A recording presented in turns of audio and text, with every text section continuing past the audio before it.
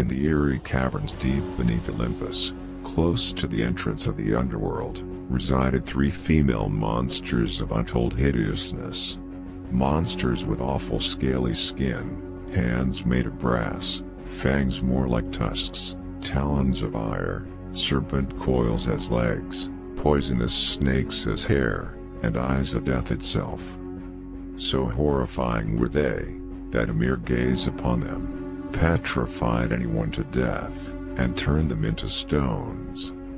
The Gorgons, children of the sea, daughters of the deep.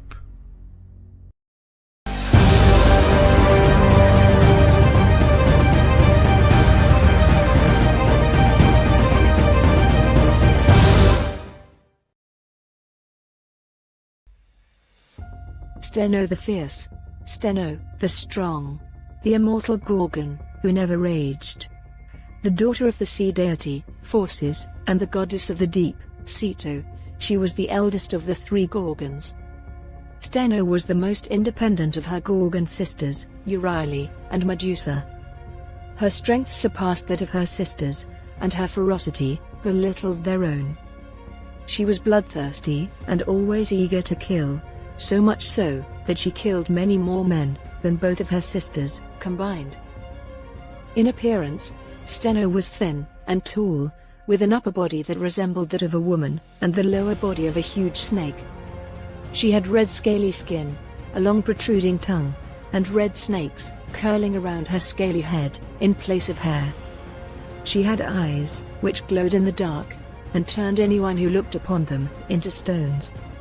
Around her waist was a long snake, tied as a belt.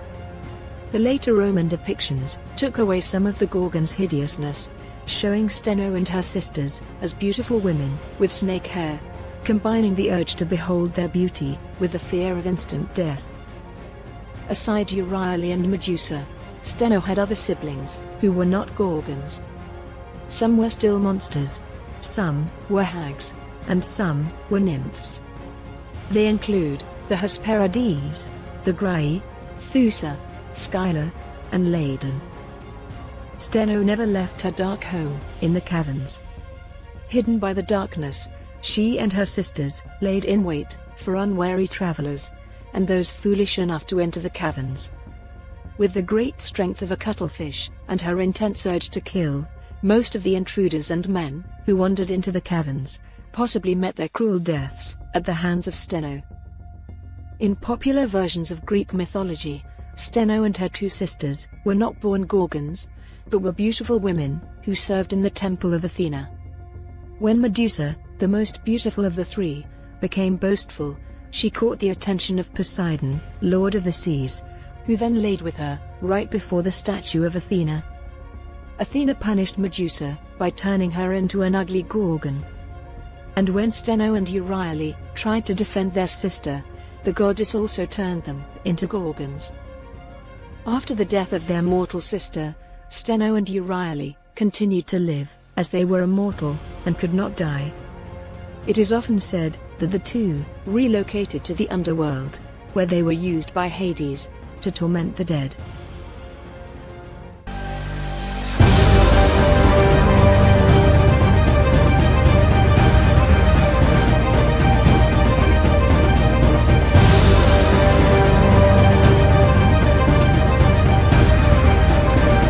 In the eerie caverns deep beneath Olympus, close to the entrance of the underworld, resided three female monsters of untold hideousness. Monsters with awful scaly skin, hands made of brass, fangs more like tusks, talons of ire, serpent coils as legs, poisonous snakes as hair, and eyes of death itself. So horrifying were they, that a mere gaze upon them petrified anyone to death, and turned them into stones. The Gorgons, children of the sea, daughters of the deep.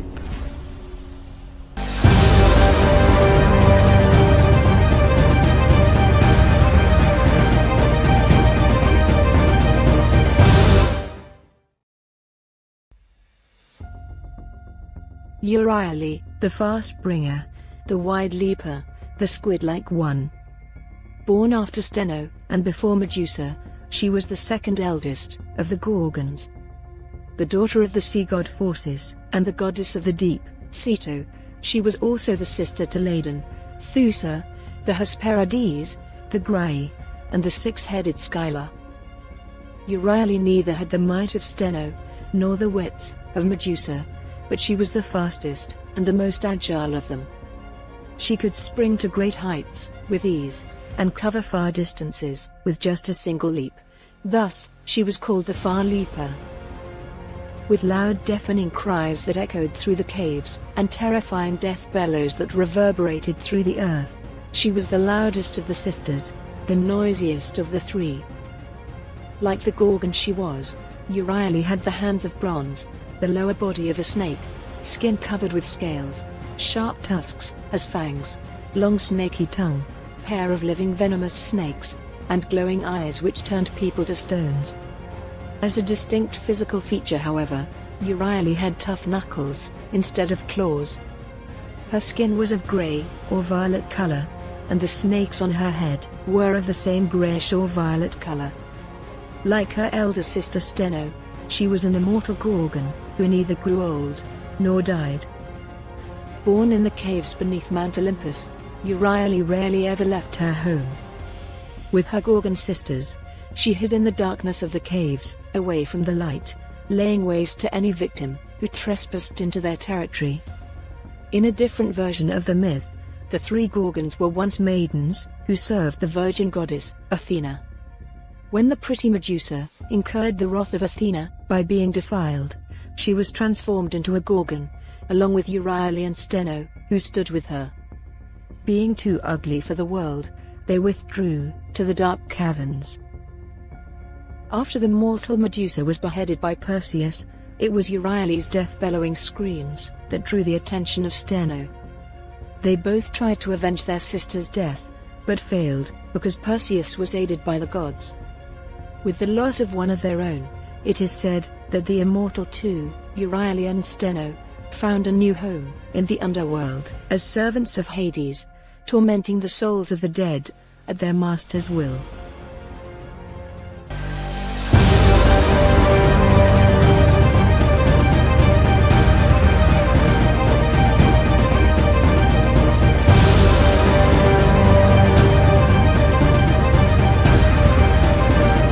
In the eerie caverns deep beneath Olympus, close to the entrance of the underworld, resided three female monsters of untold hideousness. Monsters with awful scaly skin, hands made of brass, fangs more like tusks, talons of ire, serpent coils as legs, poisonous snakes as hair, and eyes of death itself. So horrifying were they, that a mere gaze upon them petrified anyone to death, and turned them into stones. The Gorgons, children of the sea, daughters of the deep.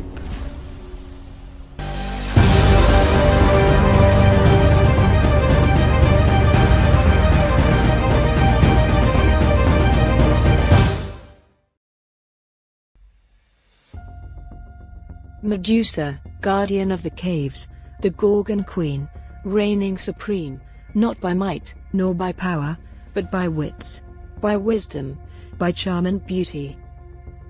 The most famous Gorgon in all of Greek mythology, Medusa is seen in many different lights. To some, she was a terror of nature, a hideous creature with glaring eyes, evil, dreadful, and terrifying, with hatred for mortal man. And to some, she was a victim of ill fate, the one who was both a monster and a beauty, the fairest of the Gorgons. Medusa was the daughter of Phorcys, the old man of the sea, and Stheno, the monster goddess of the deep, and the sister to Stheno, Euryale, the Graii, Scylla, Ladon, Medusa, and the Hesperides. She was also the youngest of the three Gorgons.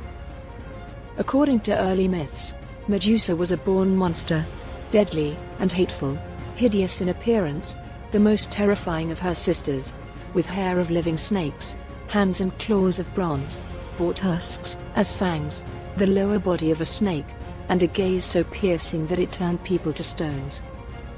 While according to later poets like Ovid and Pindar, Medusa was not born a Gorgon, but was very different from her monstrous sisters and family. In these myths, she was born a fair maiden, and not a monster, lovely to behold, and not frightful, greatly attractive, and not repulsive. With hair of golden locks, a face so charming, and eyes which sparkled like stars, she was a ravishing beauty, the desire of many suitors. A common detail shared by these various myths, though, was that, alas, Medusa was a mere mortal, the only one among her sisters who was not gifted with immortality. Thus, she could be killed by the weapons of man. The fair Medusa was once the servant of Athena, serving in the temple of the virgin goddess. Wherever she went, she was admired for her beauty, praised for her pretty looks. Soon, the showers of praises began to get to her head, and Medusa gradually became boastful, likening herself to Athena, comparing her beauty to that of the goddess. She believed her hair was prettier, and her face was lovelier. One day, her golden locks caught the attention of the sea god Poseidon, who immediately lusted after her. At the coming of dusk, Poseidon quietly crept into the temple and seduced Medusa, mating with her in the sacred temple, defiling her in front of the virgin goddess's statue. When dawn came, Athena appeared before Medusa, ready to unleash her wrath. The Lord of the Seas was blameless and could not be punished, so Athena directed her anger towards her defiled servant, the mortal Medusa. She turned Medusa's golden hair into poisonous snakes, and made her face so terrible to behold that the mere sight of it would turn anyone into stones. Medusa became uglier than her sisters, doomed to hide her ugliness away from the world for the rest of her days. In some stories, however, even as a Gorgon, Medusa remained beautiful. Even as a monster, her charms could still not be resisted, tempting men to meet her gaze and luring them to their deaths. In another version of the myth, Medusa's sisters, Stheno and Euryale, were also once beautiful maidens, and served alongside her in the temple of Athena. After turning Medusa into a Gorgon, as punishment for being defiled and being boastful, the goddess also turned Stheno and Euryale into Gorgons for standing with their sister. Medusa became pregnant with Poseidon's children after the incident at the temple. The Gorgon would later be slain by the hero, Perseus, and from her headless body, the winged Pegasus and the giant, Chrysaor, would be born.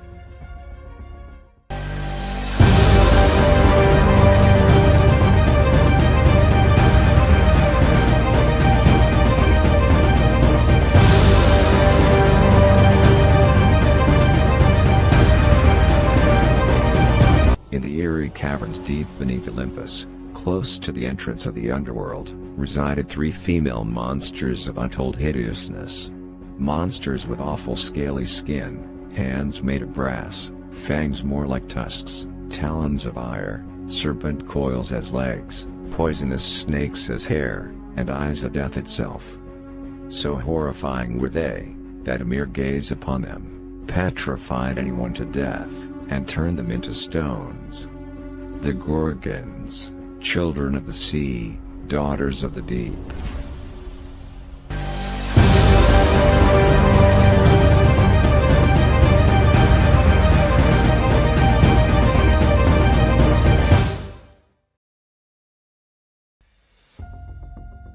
Many know the myth of the three Gorgons, but very few know of the very first Gorgon to exist in Greek mythology. Gorgo Aix, the elder Gorgon, the spirit of the stormy clouds.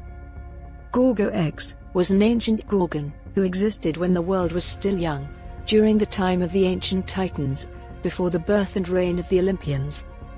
It was a monstrous goat, the alter ego of Amalthea, the goatish nurse of baby Zeus. Its name literally meant terrible goat, or fierce storm.